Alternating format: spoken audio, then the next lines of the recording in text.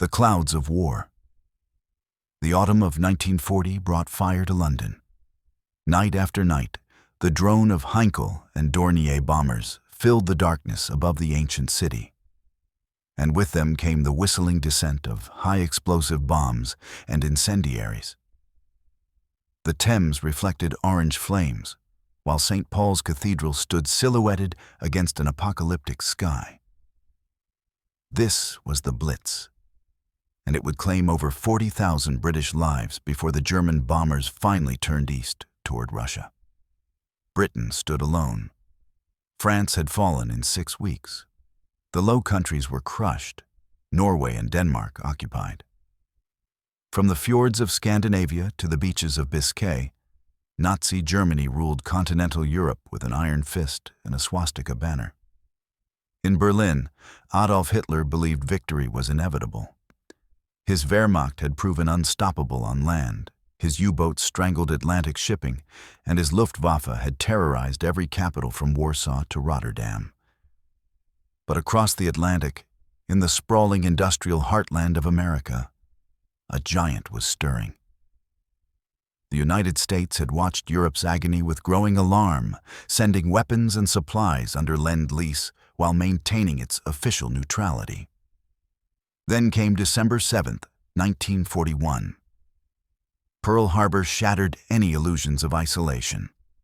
Within days, America found itself at war not only with Japan, but with Nazi Germany as well, thrust into a global conflict that would demand every ounce of its industrial and military might. The question facing American military planners was stark. How do you defeat an enemy that controls an entire continent? The Atlantic was a moat 3,000 miles wide. Germany's army was battle-hardened and formidable. A ground invasion of occupied Europe seemed impossible in 1942, perhaps even suicidal. Yet doing nothing meant allowing Hitler to consolidate his grip on Europe indefinitely. The answer, championed by a new breed of military thinkers, lay in the sky. General Henry Harley Hap Arnold, commanding general of the United States Army Air Forces, was a true believer in strategic air power. Arnold had studied the theories of Italian General Giulio Douhet and American visionary Billy Mitchell, both of whom argued that future wars would be won or lost in the air. The concept was revolutionary and, to many traditional military minds, controversial. Use heavy bombers to strike directly at an enemy's industrial capacity, destroying the factories, refineries, and transportation networks that sustained their war machine.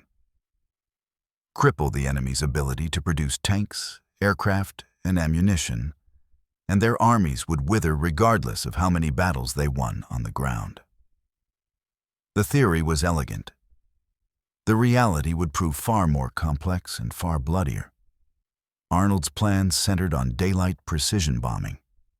Unlike the British Royal Air Force, which had turned to nighttime area bombing after suffering unsustainable losses in daylight raids, the Americans believed they could strike specific targets with unprecedented accuracy.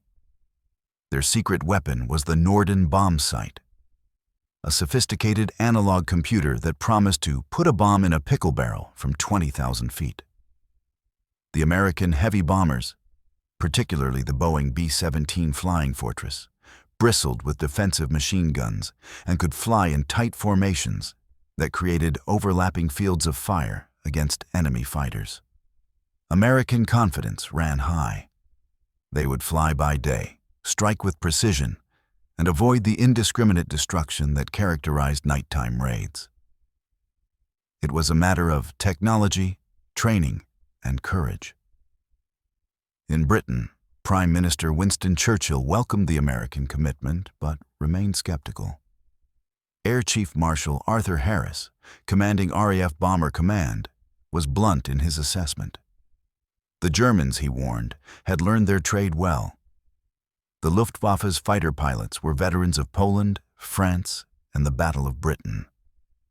Their anti-aircraft defenses, the dreaded flak batteries, had been refined through years of combat. The Americans, Harris predicted, would learn the same hard lessons the RAF had learned. The European sky was a killing ground, and daylight made you an easy target. The American response came from Brigadier General Ira Eaker, who would lead the 8th Air Force in England. With quiet determination, Eaker assured his British counterparts that American bombers and crews were up to the task. The B-17 could defend itself, American gunners would prove accurate, and the Norden bomb sight would deliver results no night bomber could match. It was a clash of philosophies that would define the Allied bombing campaign. American precision by day, British area bombing by night, both aimed at the same goal, the destruction of Nazi Germany's capacity to wage war. Neither side could have imagined the price that goal would demand. Chapter 1. The First Wings over Europe, 1942. They arrived in England throughout the spring and summer of 1942. Young American airmen who had never seen combat, flying machines that represented the cutting edge of aviation technology. The 8th Air Force was born in the green countryside of East Anglia, where dozens of air bases sprouted across the flat farmland like mushrooms after rain. From these bases, America would launch its air war against the Third Reich. The Boeing B-17 Flying Fortress was the instrument of that war, and seeing one for the first time was unforgettable. It was massive, weighing 36,000 pounds empty and carrying a crew of 10. 4 Wright Cyclone radial engines, each producing over 1,000 horsepower, drove it through the sky at speeds approaching 300 miles per hour. 1350 caliber machine guns bristled from every angle: nose, tail, belly, top turret, waist positions, and cheek guns. Painted olive drab with a white star on each wing, the B-17 looked like what its name suggested, a fortress that could fly. Inside, it was cramped and loud and cold. The pilot and co-pilot sat in the cockpit, surrounded by dozens of instruments and controls.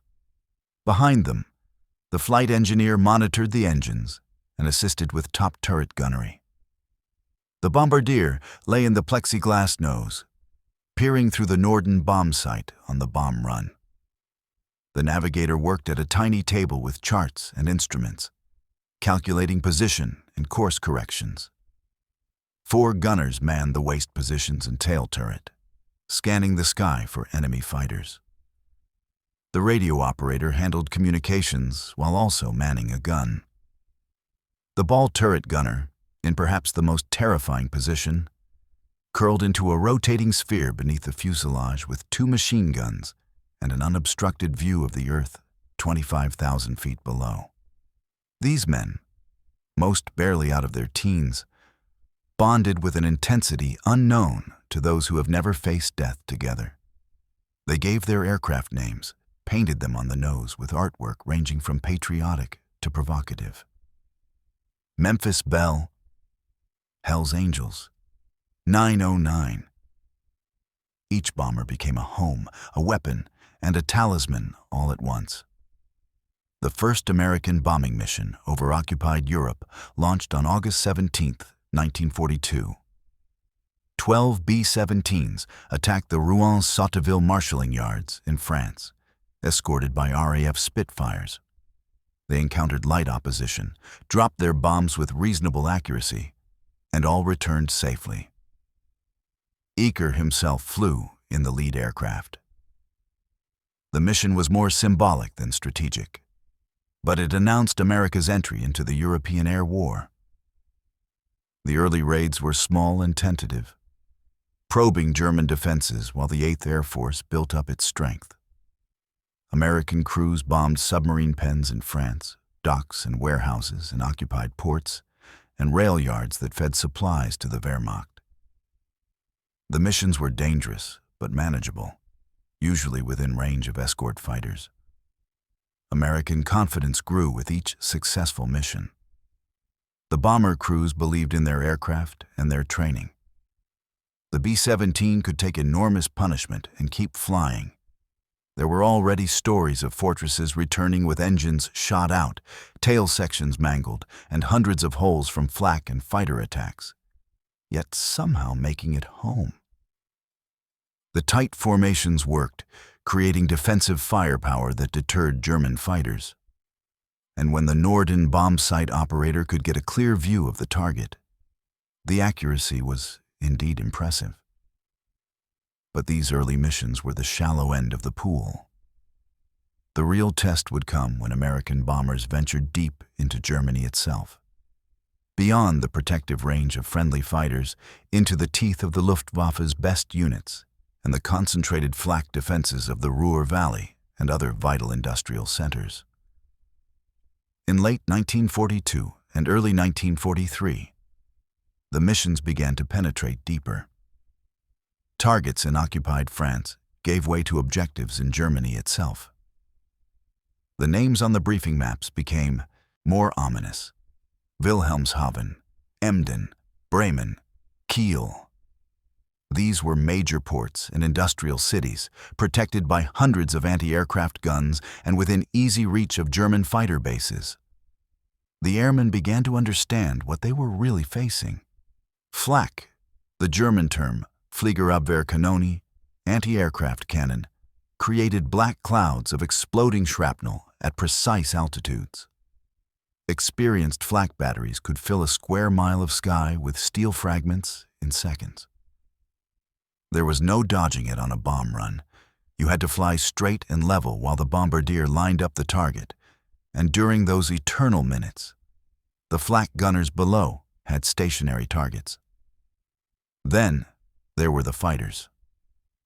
The Luftwaffe had pulled its best units back from the Eastern Front to defend the Reich. Messerschmitt Bf-109s and Focke-Wulf FW-190s were deadly opponents, flown by pilots who had hundreds of hours of combat experience. They had learned that the B-17's defensive guns, while numerous, had blind spots. Head-on attacks, coming straight at the bomber's nose at closing speeds of 500 miles per hour, were particularly effective. The fighter pilot had only a second or two to fire before breaking away. But those few seconds could turn a bomber into a falling torch. The bomber crews developed their own tactics. They flew in formations called combat boxes, staggered arrangements of aircraft that maximized defensive firepower while minimizing collisions. They learned to watch for the glint of sun on enemy canopies, to call out fighters over the intercom using clock positions. Bandits, 12 o'clock high. They learned to keep their formation tight no matter what, because a straggler was a dead man.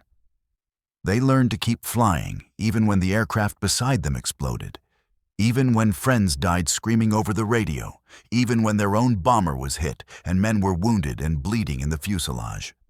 They learned that war was nothing like they had imagined back in training, back in America, back when all of this seemed like a grand adventure. By early 1943, the 8th Air Force was ready to test its doctrine against Germany's most vital targets. The results would shock everyone and force a complete re-evaluation of American strategy. Chapter 2: Fire and Steel, 1943. The year 1943 would be written in fire and blood across the European sky. It was the year when the promise of daylight precision bombing met the brutal reality of German air defenses, when American confidence collided with Luftwaffe fury, and when hundreds of young men discovered that bravery alone was not enough to survive. The mission planners at 8th Air Force headquarters had identified the targets that mattered most. Germany's war machine depended on ball bearings for virtually every piece of mechanical equipment, from tank transmissions to aircraft engines. More than half of Germany's ball bearing production came from a single city, Schweinfurt in Bavaria. Destroying the ball bearing factories there could cripple German military production for months. There was another crucial target: Regensburg, home to a major Messerschmitt aircraft factory. Knock out Regensburg, and you would significantly reduce the Luftwaffe's ability to replace fighter losses. The plan was ambitious, perhaps too ambitious. On August 17, 1943, exactly 1 year after the 8th Air Force's first combat mission, 376 B-17s would launch from England in 2 waves. The first wave, 146 bombers from the 4th Bombardment Wing, would strike Regensburg and then continue flying south to land in North Africa, a risky shuttle mission that would confuse German defenders. The second wave, 230 bombers from the 1st Bombardment Wing, would follow several hours later and hit Schweinfurt before returning to England. It was the deepest penetration yet attempted. The bombers would be beyond escort range for most of the mission, alone in hostile skies for hours. The morning of August 17th dawned with fog over England. The Regensburg force took off on schedule, but the weather delayed the Schweinfurt mission. This seemingly minor problem would prove catastrophic. The German air defense system, sophisticated and efficient, had time to refuel and rearm after engaging the first wave. They would be ready and waiting for the second. The Regensburg mission encountered fierce opposition from the moment it crossed into German airspace. Luftwaffe fighters swarmed the formation in unprecedented numbers. Estimates ranged from 200 to 300 German fighters engaging the American bombers. FW-190s attacked from the front, their cannons tearing through plexiglass and aluminum. Bf-109s dove from above, guns blazing. The bomber crews fought back desperately, their machine guns hammering away, but the attacks kept coming. B-17s began to fall from the sky. Some exploded instantly when cannon fire hit a fuel tank or bomb load. Others fell away from formation, streaming smoke and fire, spiraling earthward with only a few parachutes blooming white against the blue. Some bombers, crippled but still flying, struggled to keep up with the formation, only to be set upon by German fighters and finished off. The formation pressed on. Discipline held despite the horror. They reached Regensburg, fought through the flak, and dropped their bombs on the Messerschmitt factory with good accuracy. Then came the long flight south across the Alps toward North Africa, running a gauntlet of German and Italian fighters along the way. Of the 146 B-17s that set out for Regensburg, 24 never came back. But the Schweinfurt mission would be worse. The second wave of bombers, delayed by weather, finally took off in early afternoon. By the time they reached German airspace, the Luftwaffe had reorganized completely. Fresh fighters were fueled, armed, and positioned for intercept. What followed was a battle of such intensity that veterans would speak of it in hushed tones for the rest of their lives. The German fighters attacked in waves, sometimes 5 or 6 at once, pressing their attacks to point-blank range. The B-17 Windy City took a head-on cannon shot that killed the co-pilot instantly and severed the pilot's arm. Somehow the wounded pilot kept flying, bringing his crippled bomber and surviving crew home. The Ruthie II lost 2 engines and fell behind the formation. Fighters swarmed it like wolves on a wounded deer, and it went down in flames. The 8-ball took more than 100 hits, but kept flying, a testament to the B-17's legendary toughness. The bomber's stream stretched across the German sky, leaving trails of smoke and debris. Below, German civilians watched the battle unfold, seeing contrails twist and tangle as fighters engaged, seeing the bright flashes of explosions, seeing burning aircraft fall trailing black smoke and scattered parachutes. Some felt satisfaction at the enemy's suffering. Others felt only horror at the scale of the slaughter. The surviving bombers reached Schweinfurt and fought through the flak barrage to drop their bombs. The ball-bearing plants were hit, damage was significant, but the cost was appalling. Of the 230 bombers that attacked Schweinfurt, 36 were shot down. Combined with the Regensburg losses, the 8th Air Force had lost 60 heavy bombers in a single day, 16% of the attacking force. Another 168 bombers returned with damage. Hundreds of crewmen were dead, wounded, or prisoners of war. In the operations rooms back in England, the mood was grim. As the hours passed and it became clear which aircraft would not return, the mathematics of attrition became undeniable. Bomber crews were required to complete 25 combat missions before rotating home. At this loss rate, the average crew had virtually no chance of survival. They would be shot down long before completing their tour. General Eaker and his staff pored over the mission reports, analyzing what had gone wrong and what lessons could be learned. The tight formations had held fairly well. The bombers' defensive firepower had destroyed a significant number of German fighters. Claims varied, but at least 25 German aircraft had been confirmed shot down. The bombing accuracy had been reasonable. But none of that changed the fundamental problem. Unescorted daylight bombers deep in German airspace were too vulnerable. The losses were unsustainable. The debate raged at the highest levels. Should the Americans abandon daylight bombing and join the British in night operations? Should they reduce the penetration depth and stick to targets within escort range? Should they wait until longer-range escort fighters became available? Eaker argued passionately for continuing the daylight campaign. The investment in the B-17, in the training, in the entire strategic concept, was too great to abandon. More importantly, the bombing was having an effect. German production was being disrupted. The Luftwaffe was being forced to divert resources from the Eastern Front to defend the homeland. Intelligence reports suggested that German civilians were feeling the pressure of constant air raids, that morale was eroding, that Hitler's regime was being forced to devote enormous resources to air defense. The decision was made to continue, but with modifications.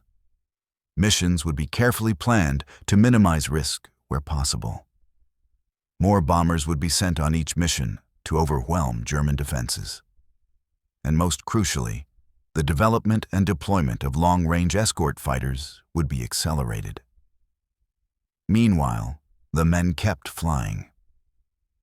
Through the autumn of 1943, the 8th Air Force launched mission after mission. Some were successful with light losses.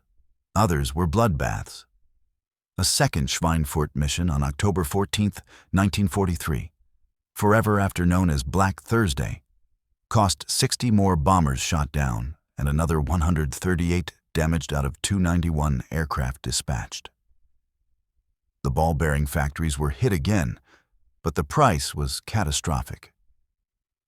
After Black Thursday, the deep penetration missions were temporarily suspended. The 8th Air Force had reached a crisis point. They had proven that daylight precision bombing was theoretically possible. But they had also proven that it was unsustainable without long-range fighter escort. The bomber crews had displayed extraordinary courage and discipline. But courage alone could not overcome the mathematics of attrition. In the cold English winter of 1943-1944, the American air offensive hung in the balance. The men waited, maintained their aircraft, and wondered if they would live to see spring. In the operations rooms, planners worked frantically on new tactics and waited for the arrival of an aircraft that could change everything. That aircraft was already in production, already crossing the Atlantic, already being assigned to fighter groups. It had a name that would become legendary: the P-51 Mustang. Chapter 3. Hope in the Skies. 1944. The North American P-51 Mustang was not originally an American design, and its path to glory was anything but straightforward. The British had ordered it in 1940, seeking a quick production of a modern fighter. North American Aviation, then primarily a trainer manufacturer, had designed and built the prototype in just 117 days, a stunning achievement. The early models showed promise with their sleek aerodynamics and excellent handling. But they were hampered by an underpowered Allison engine that lost effectiveness at high altitude. Then someone had a brilliant idea. Marry the Mustang's exceptional airframe to the British Rolls-Royce Merlin engine, the same engine that powered the legendary Spitfire. The results were spectacular. The P-51B and P-51D models that began arriving in England in late 1943 and early 1944 were transformative aircraft. They could fly at over 440 miles per hour, climb rapidly, turn tightly, and most importantly, had the range to escort bombers all the way to Berlin and back with the addition of external drop tanks. The Mustang was beautiful, with its low-slung profile, bubble canopy offering 360-degree visibility, and 6 wing-mounted 50-caliber machine guns. It was also deadly.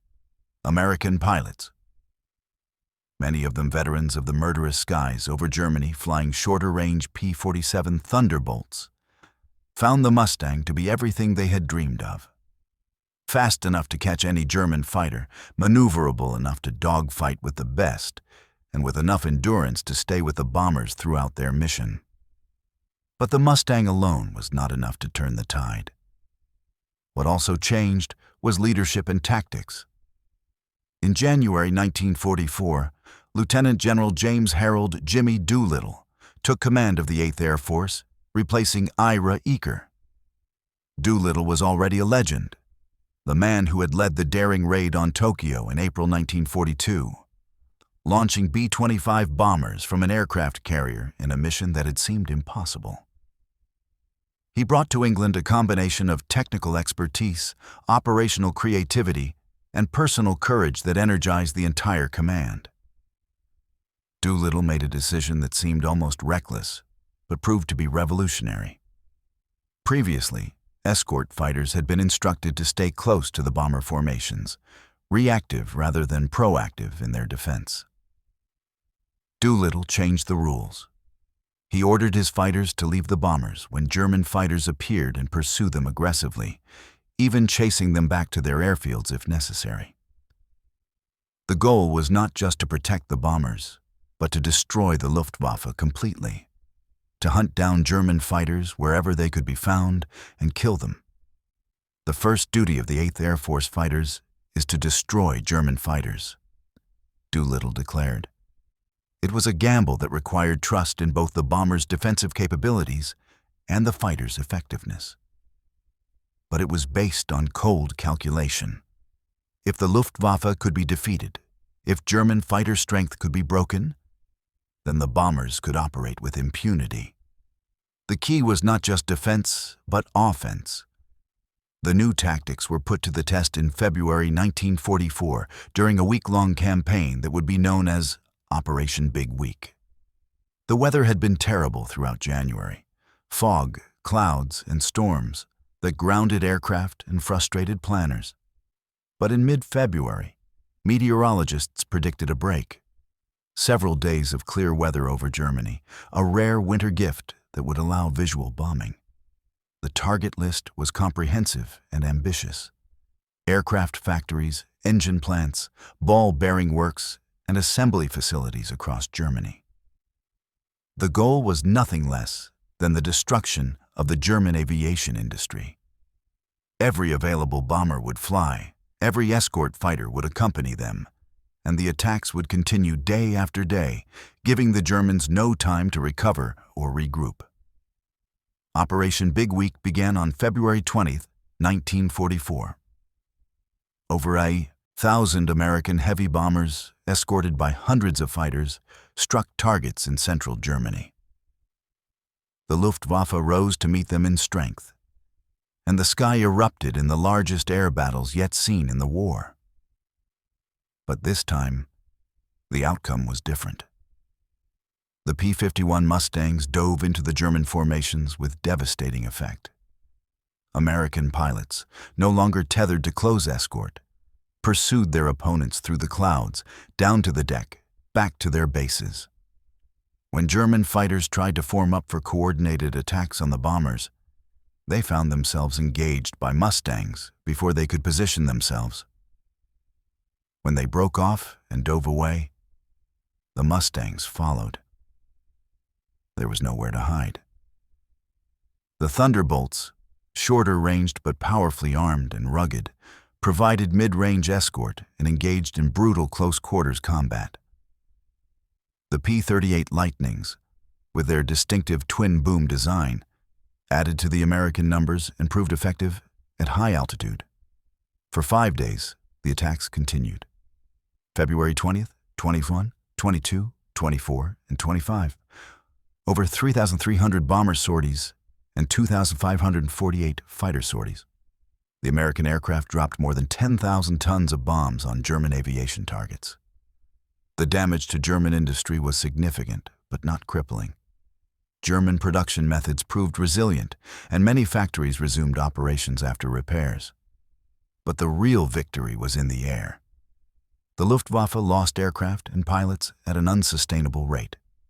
Exact numbers remain debated, but conservative estimates suggest the Germans lost over 450 aircraft destroyed or damaged, and more than 330 pilots killed or missing. These were not just numbers on a spreadsheet. They were experienced fighter pilots, men who had survived years of combat on multiple fronts, men who could never be replaced.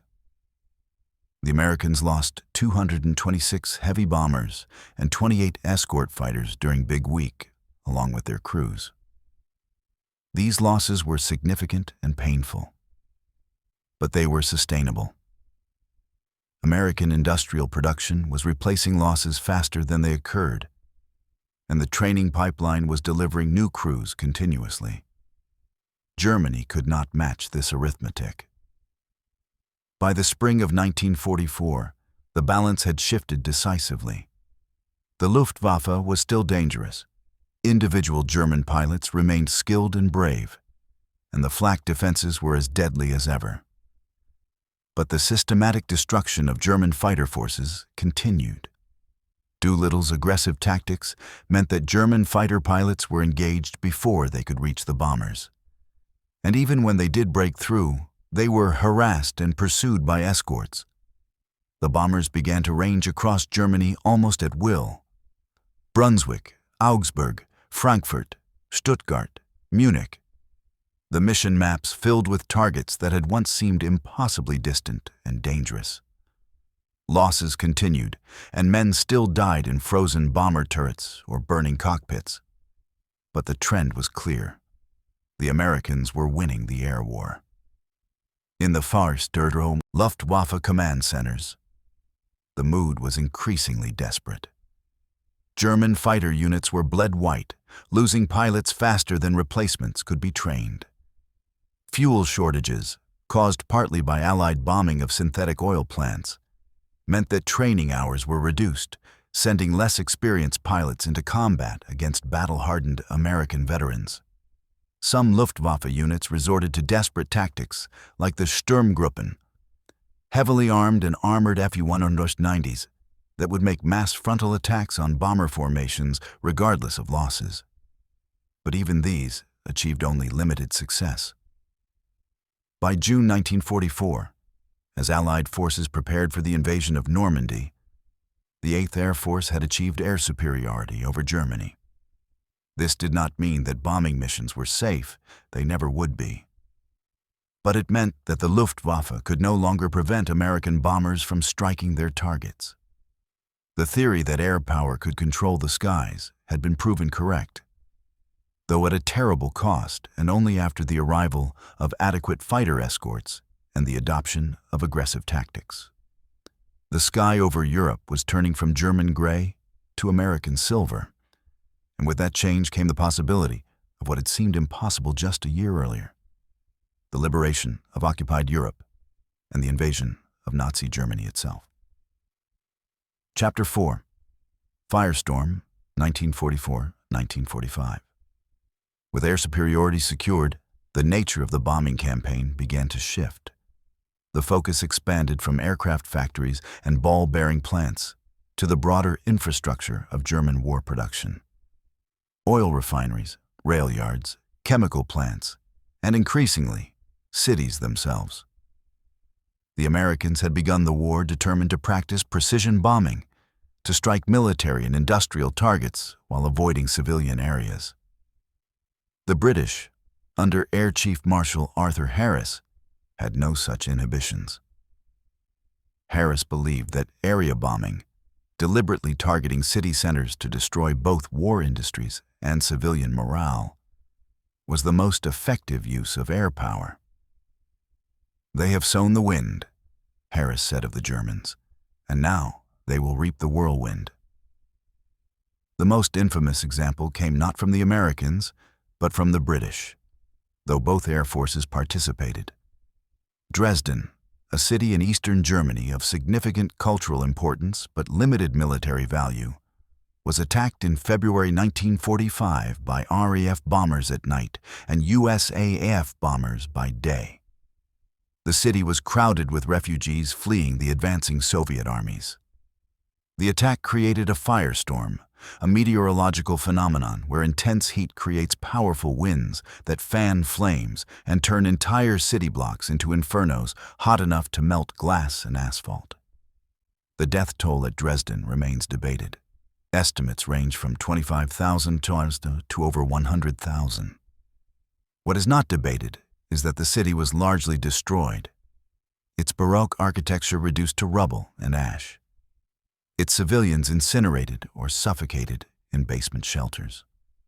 The bombing achieved no significant military objective and became, in retrospect, a symbol of the moral ambiguity of strategic bombing. Dresden was not unique, only the most notorious.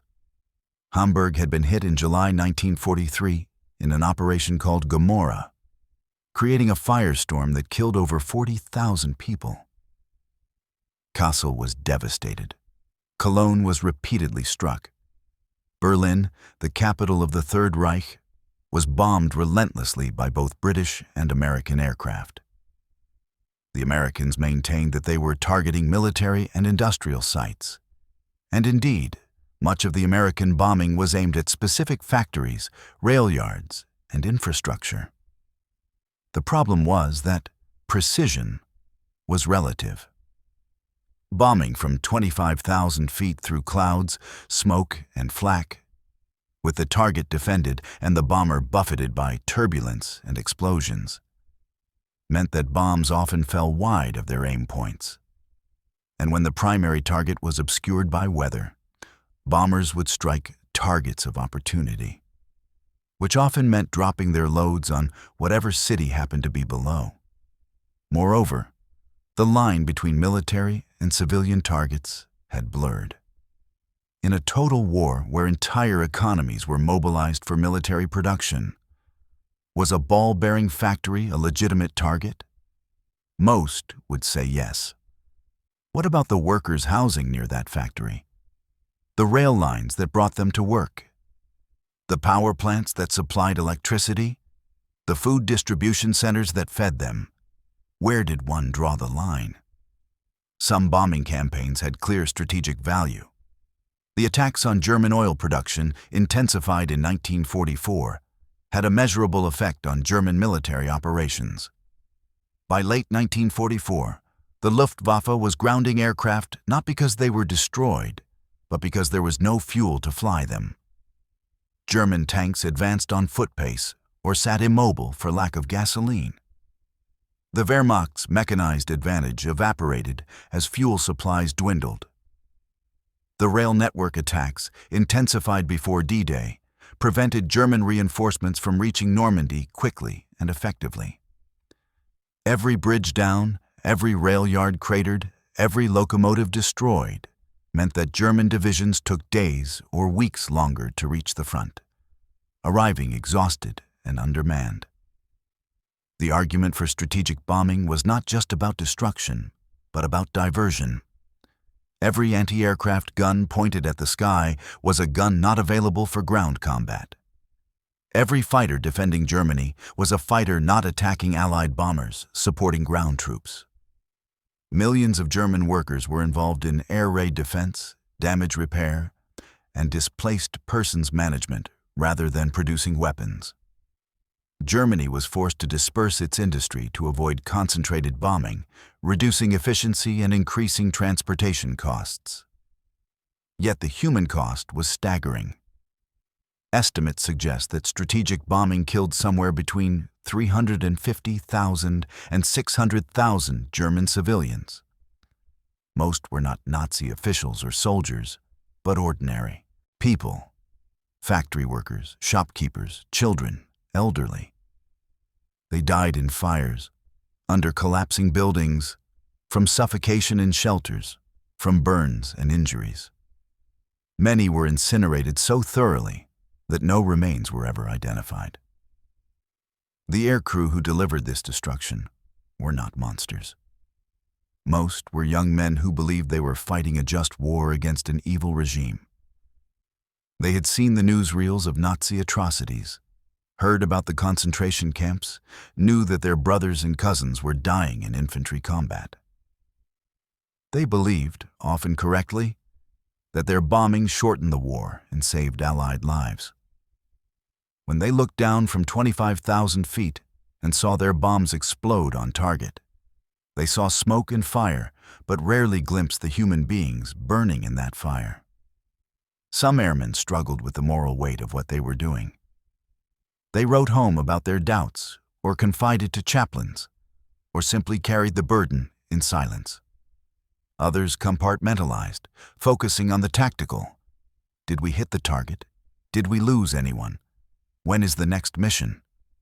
Some embraced a hard fatalism. Better them than us. And someone has to do it. The psychological toll would reveal itself fully only after the war, in nightmares and flashbacks, in what we now call post-traumatic stress, but was then just called the 1,000-yard stare, or flak-happy. By early 1945, Germany was being systematically demolished from the air. There were few major targets left unstruck. Some cities had been bombed repeatedly, reduced to moonscapes of rubble. Transportation infrastructure was shattered. Oil production had virtually ceased. The skies over Germany, once defended by thousands of Luftwaffe fighters, now saw American bombers flying in broad daylight with minimal opposition. The strategic bombing campaign had achieved many of its objectives. German war production, while never completely stopped, had been significantly reduced. The Luftwaffe was a shadow of its former strength. Resources that might have gone to the Eastern Front or to defending against the Western invasion had been diverted to air defense. German morale, though never breaking completely, was severely strained. But whether these achievements justified the cost, both to the bomber crews and to German civilians, would be debated for generations. War, as always, had revealed humanity at both its bravest and its most brutal. Chapter 5. The Sky Turns Quiet, 1945. The spring of 1945 brought a strange new reality to the European Air War. Dominance so complete that it seemed almost anticlimactic. The mighty aerial battles of 1943 and 1944, the desperate struggles through walls of flak and swarms of fighters, had given way to something that resembled routine. The Luftwaffe, once the most feared air force in the world, was effectively finished. This was not because German aircraft had disappeared entirely. Hidden on dispersed airfields, tucked into forests and protected by camouflage, hundreds of German fighters remained. In underground factories, new jets like the Messerschmitt Me 262 were being produced. Revolutionary aircraft that were faster than any Allied fighter and should have changed the aerial battlefield. But the jets came too late and in too few numbers, and when they did fly, they were often caught taking off or landing by marauding American fighters who had learned to patrol German airfields. More fundamentally, the Luftwaffe lacked fuel. The systematic destruction of Germany's synthetic oil plants throughout 1944 had accomplished what no amount of aerial combat alone could achieve. It had grounded the German Air Force. Training was reduced to a handful of hours. Experienced pilots hoarded their expertise because there was no fuel to pass it on to replacements, and operational units sat idle while the Reich crumbled around them. The role of the 8th Air Force shifted dramatically in the final months of the war. Instead of fighting its way to distant targets through walls of opposition, it became a weapon of surgical precision and overwhelming force in support of the ground campaign. The invasion of Normandy on June 6, 1944, D-Day, had been made possible in part by months of preliminary bombing that destroyed bridges, rail yards, and coastal defenses. On the day itself, thousands of Allied aircraft dominated the sky, providing close air support that allowed infantry to fight their way off the beaches. As Allied armies pushed into France and then Germany, the bombers became tactical weapons in support of ground operations. They struck ahead of advancing columns, destroying German strongpoints, cutting off retreat routes, and interdicting supply lines. The coordination between air and ground forces became increasingly sophisticated. Forward air controllers on the ground could call in strikes, and bombers could respond within hours, sometimes minutes. The most dramatic demonstration of this coordination came during the Battle of the Bulge in December 1944. Hitler had launched a desperate counteroffensive through the Ardennes forest, hoping to split the Allied armies and capture the vital port of Antwerp. For the first week, terrible weather grounded Allied aircraft, and German forces made significant gains. American infantry units were surrounded, outnumbered, and running low on ammunition. Then the weather cleared. On December 23rd, the skies over the Ardennes filled with Allied aircraft. Medium bombers struck German supply columns. Heavy bombers, including B-17s and B-24 Liberators, pounded German positions and road networks. Fighter bombers strafed and bombed anything that moved. Transport aircraft dropped supplies to surrounded American units. The German offensive, deprived of air cover and hammered from above, ground to a halt and then collapsed. The Bulge demonstrated what air superiority meant in practical terms. An enemy offensive could be stopped not by ground combat alone, but by the application of overwhelming air power. By March 1945, Allied armies had crossed the Rhine and were driving deep into Germany. The bomber missions took on an almost surreal quality. Formations of hundreds of B-17s and B-24s would fly over Germany in broad daylight, virtually unopposed. Occasionally, a lone German fighter would make a desperate attack. But such encounters were rare. The real danger now came from flak, which remained deadly until the moment the guns were captured by advancing ground forces. The targets in these final months were infrastructure and communications. The goal was no longer to destroy Germany's capacity to produce weapons that had already been accomplished, but to prevent the movement of whatever forces remained. Every bridge, every rail junction, every major road became a potential target. The bombing was designed to fragment Germany into isolated pockets that could be reduced one by Allied infantry and armor. American bomber crews continued to fly and die even in these final weeks. A flak burst at the wrong moment could still bring down a fortress. Mechanical failures still claimed aircraft and crews. There were still accidents, mid-air collisions in crowded skies, crashes on landing. The men who flew these missions showed the same courage as those who had flown the deadly missions of 1943. But they flew with the knowledge that the war's end was near, which made each loss seem somehow more tragic. On April 25, 1945, American and Soviet forces met at the Elbe River in central Germany. The Reich was cut in two. Hitler was trapped in his bunker beneath Berlin, which was being systematically reduced to rubble by Soviet artillery and aircraft. 5 days later, he committed suicide. On May 7th, Germany surrendered unconditionally. On May 8th, Victory in Europe Day, the guns finally fell silent. The last combat mission of the 8th Air Force was flown on April 25th, the same day American and Soviet forces linked up. It had been a long journey from those first tentative raids over France in August 1942 to the complete domination of German airspace nearly 3 years later. In that time, the 8th Air Force had dropped 692 less 918 tons of bombs, flown 340,064 sorties, and destroyed or damaged thousands of German aircraft in the air and on the ground. The cost had been proportional to the achievement. The 8th Air Force lost 4,754 aircraft in combat and accidents. More than 26,000 men were killed, and thousands more were wounded or became prisoners of war.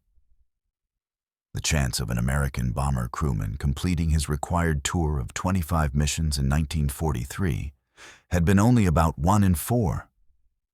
Even in 1944, with improved tactics and fighter escorts, the odds were only slightly better. These men had climbed into their aircraft day after day, knowing the statistics, knowing that they were more likely to die than to survive, and they had done it anyway. Their bravery had been matched by technical innovation and industrial capacity. The B-17 and B-24 bombers that filled the skies over Germany were products of American factories working around the clock. The P-51 Mustang that provided escort was the result of international collaboration and brilliant engineering. The Norden bomb sight, radar navigation systems, improved armor, and countless other innovations had been developed, tested, and deployed in the space of a few years. Most importantly, the men of the 8th Air Force had learned. They had learned from their mistakes, adapted their tactics, and refused to give up, even when losses seemed unsustainable. They had fought a new kind of war, one where success was measured not in ground captured, but in factories destroyed, oil production reduced, transportation systems disrupted. They had proven that air power, when properly applied with sufficient resources and appropriate strategy, could be a decisive factor in modern warfare. Ending. Reflections above the ruins. The European sky in May 1945 was quiet for the first time in years. No formations of bombers droned overhead. No fighter aircraft twisted and turned in deadly combat. No flak bursts dotted the blue with black. The silence was almost unnatural to those who had known only the constant roar of war. Below that silent sky lay the ruins of a continent. From London to Stalingrad, from Hamburg to Rome, the landscape bore the scars of mechanized warfare on an unprecedented scale. Germany in particular was a vision of devastation that defied comprehension. Major cities were moonscapes of rubble. Cologne's magnificent cathedral stood amid destruction, its spires miraculously intact, while everything around it had been reduced to ruins. Berlin was a ghost city of gutted buildings and streets choked with debris. Dresden's Baroque beauty existed only in memory and photographs. The strategic bombing campaign had achieved its military objectives. German war production had been crippled. The Luftwaffe had been destroyed as an effective fighting force. Resources had been diverted from frontline combat to defensive measures. The psychological impact on German civilians had been significant, though it had not broken German morale as some theorists had predicted it would. But the cost had been almost incomprehensible. Hundreds of thousands of German civilians had died, most of them in the final year of the war when Allied air superiority was complete. They had died not because they were soldiers or even because they were enthusiastic Nazis, though some were, but because they lived in cities that contained factories or rail yards, or simply because they were German. The men who dropped those bombs carried that weight differently. Some felt no remorse, believing that the Germans had brought this destruction upon themselves through their support of Hitler and their prosecution of a war of aggression and genocide. Others were troubled but rationalized that their bombing had saved Allied lives by shortening the war. Still others were haunted by what they had done, seeing in their dreams the fires they had created, hearing in their memory the screams they had never actually heard from 25,000 feet. There is no easy moral calculus for strategic bombing. One can acknowledge both the necessity and the tragedy, the courage of the airmen and the suffering of civilians, the strategic success and the ethical questions that remain unresolved. The bomber crews were not war criminals. They were soldiers following orders in a total war against a genuinely evil regime. But neither were they simple heroes whose actions require no examination or reflection. What cannot be disputed is their sacrifice. The young men who climbed into cold aircraft on English mornings, who flew through flak and fought off fighters, who watched their friends die beside them and then went up again the next day. These men displayed a form of courage that is difficult to imagine. They faced not the sudden terror of ground combat, but the prolonged, calculated fear of knowing hours in advance that they would be flying into concentrated enemy fire. They could not dig foxholes or take cover. When their aircraft was hit, there was nowhere to run, nowhere to hide. Only the thin hope of parachuting from a crippled bomber and surviving to become a prisoner of war. The technological and strategic lessons of the strategic bombing campaign shaped warfare for generations. The concept that air power could be decisive, that wars could be won by destroying an enemy's industrial capacity rather than just defeating their armies in the field, became fundamental to military thinking. The Cold War doctrine of nuclear deterrence was built partly on the lessons learned over Germany, that devastating attacks from the air could destroy an opponent's will and capacity to fight. But the human lessons are more complex and more important. The men of the 8th Air Force demonstrated that ordinary people, when called upon, can display extraordinary courage. They showed that discipline and training can overcome terror, and that loyalty to comrades can sustain men through ordeals that would break individuals. They proved that free societies, when sufficiently threatened, can mobilize industrial and military resources on a scale that totalitarian regimes cannot match in the long run. They also showed the terrible price of modern warfare. The way industrial conflict blurs the distinction between combatant and civilian, between military necessity and moral compromise. The strategic bombing campaign was neither purely righteous nor simply criminal.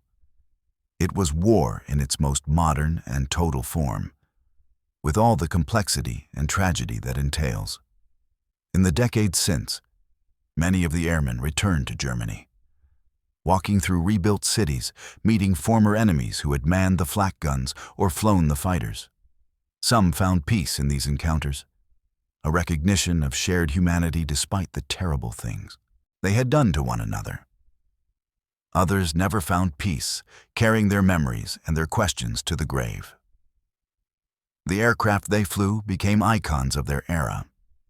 The B-17 Flying Fortress, in particular, came to symbolize American air power and industrial might. Museums preserve these aircraft now, polished and gleaming, their guns silent, their bomb bays empty. Volunteers maintain them, fly them at air shows, keep alive the memory of what these machines and their crews accomplished. But no museum display can truly capture what it meant to fly those missions. The bone-deep cold at altitude, breath frosting in the thin air, the smell of hydraulic fluid and gunpowder, the deafening noise of engines and wind and machine guns. The sight of another bomber exploding in midair, gone in an instant of fire and debris. The long, tense minutes of the bomb run, flying straight and level while flak burst all around. The blessed relief of turning for home, counting the aircraft in formation, noting the empty spaces where friends had been. The men who survived carried those memories for the rest of their lives. Many never spoke of them, finding that those who had not been there could not truly understand. And those who had been there needed no explanation. They gathered at reunions, fewer each year, sharing stories in silence, bound by experience that no one else could share.